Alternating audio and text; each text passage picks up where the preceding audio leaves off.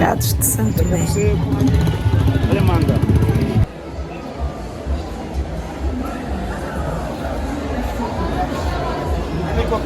Quer cocó? Comiam na época colonial, ou seja, iam para a roça trabalhar durante o dia todo. Comiam cola, que mata fome. É isso, é a cola? Tiras apetite, pronto, é apetite e trabalha. E come-se assim? Que era, nós chamamos aqui tipo da borreira, essa árvore aqui de cima. A seguir deixo um vídeo de um colega que conheci em Santo Tomé.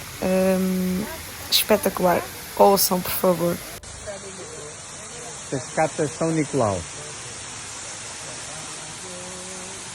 E para que não se faça xixi nesta água, no meio da selva, no meio do nada, eles que descobriram e montaram um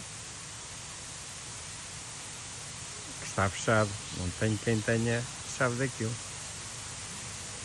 Folhas de micocó. Quanto deve fazer a sua mulher depois destas folhas? E os pratos tipo nosso ou vosso, pode pôr estas folhas. Deve fazer assim uma canjinha. Aqui estamos na roça Monte Café, onde tivemos uma pequena explicação deste senhor. Depois o que acontece? Quando fecha as duas, a ilha de São Tomé. Tem muitos dois.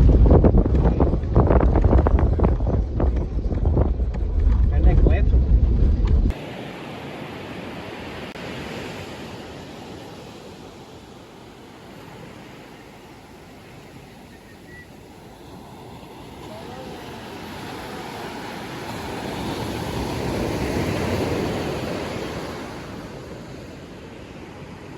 Como é que é a bandeira de Santo Tomé? É bandeira. Como é as cores? Explica tudo. Bandeira de Santo Tomé. As cores: amarela, vermelha, preto e verde. E o que é que simbolizam já?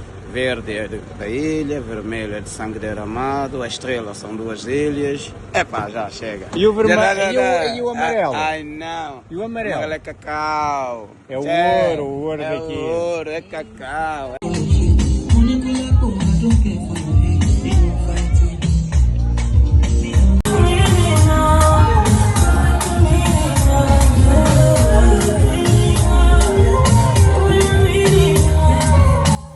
Neste vídeo quis deixar-te apenas o som da ilha.